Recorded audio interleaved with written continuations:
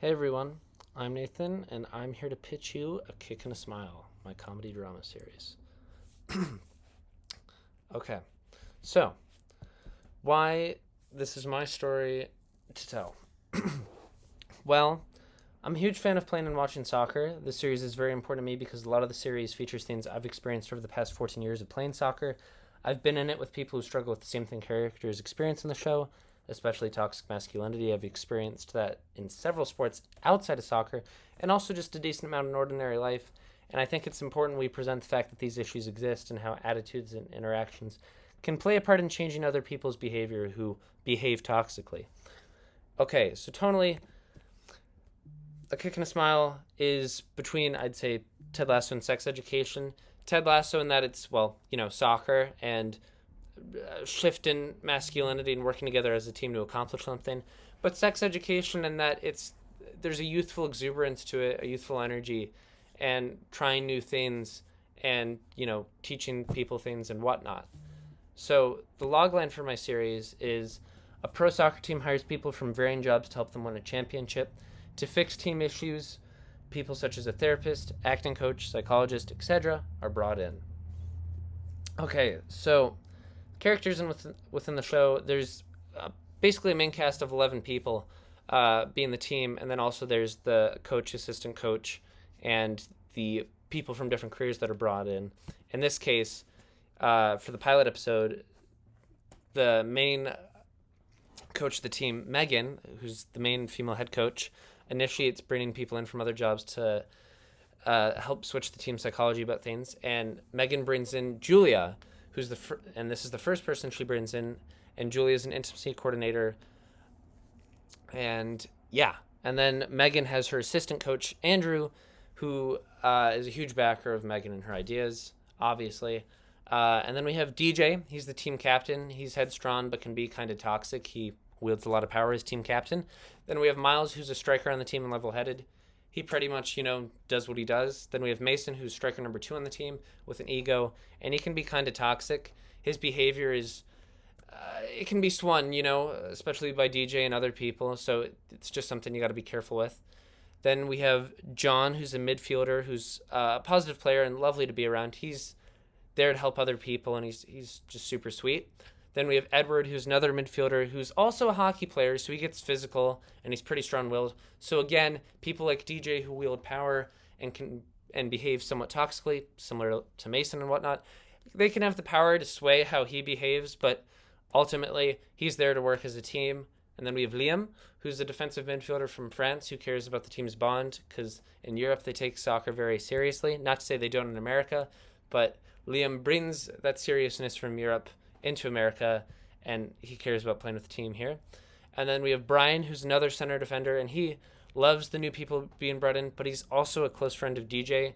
And so his character arc's a bit weird in the show because, well, obviously DJ can be pretty controversial, and he wields power and, switching teams' morals and ideas about things and whatnot. So Brian slowly shifts from being like this I don't know character to somebody you're like, oh, okay, so they're better.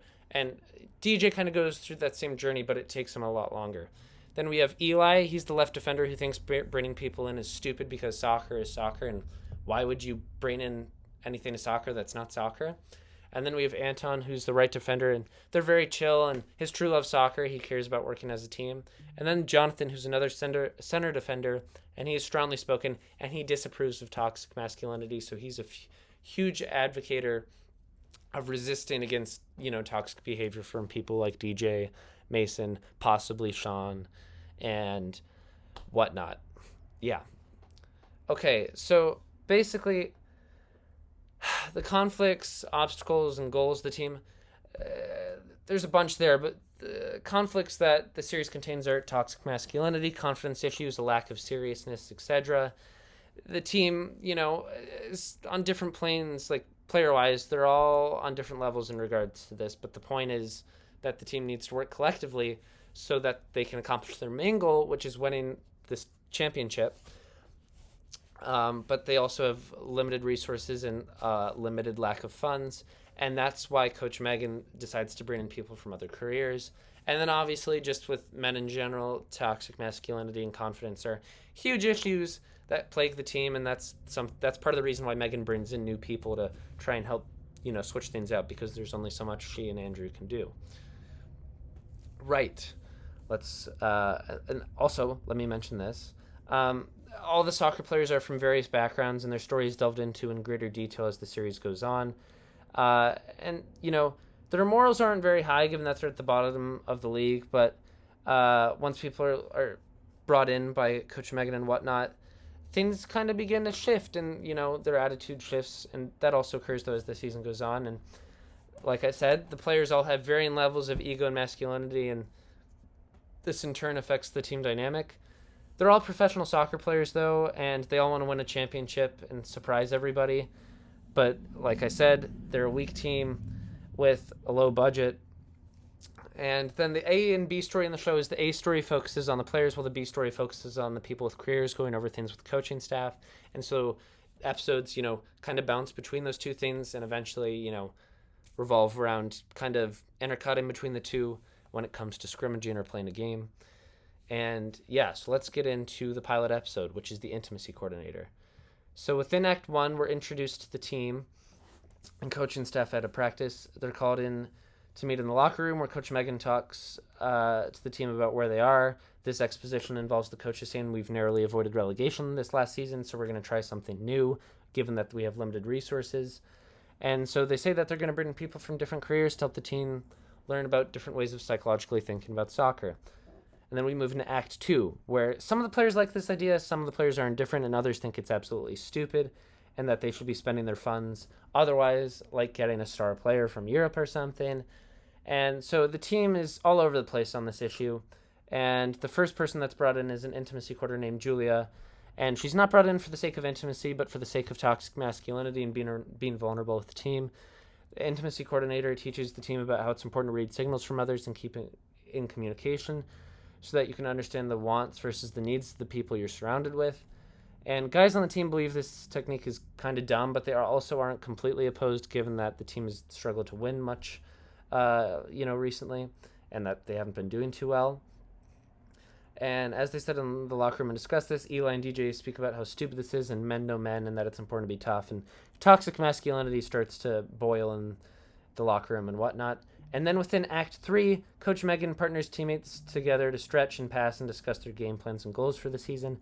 Julia, the intimacy coordinator, and Megan partner people off based on their positions and similar mindsets, seen from the coaching perspective. As the team does a scrimmage, the players' egos and mindsets about Julia clash. Players such as Eli, DJ, and Sean refuse to listen to other players and play their own little game in the presence of the rest of the team. As the coaches and other players see this in action, the game begins to crumble, and the team starts to get into a fight, and Megan yells at them to pay attention to Julia. Julia tells them that they've ruined the scene, and now the take's wasted. She basically says that you've now let down your team because you didn't communicate and decided to assume that what you did yourself was going to make everything work out. And the team is angry, but they realize that if not everybody's going to directly fall for the illusion, they need to be put in a position such as striker, where their agitation is going to frustrate the other team. And this method works out with mixed results after they go back to scrimmaging.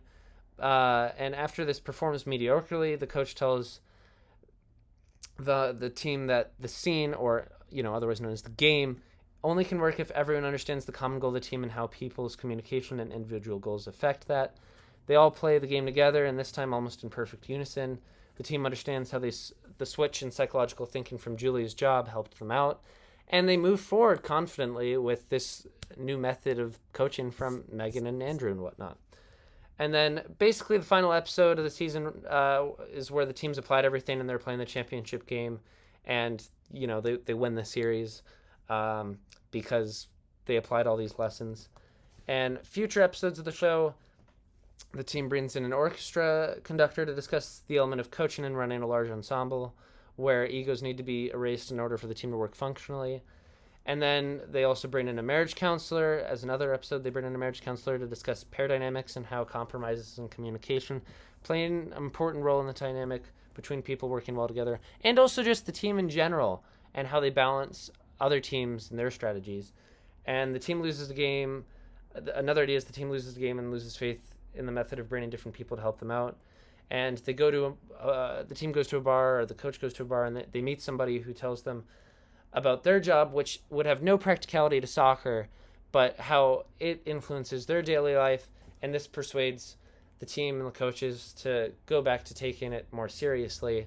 And yeah, so that's my pitch. It's a single camera show. Thank you for listening to my pitch for A Kick and a Smile.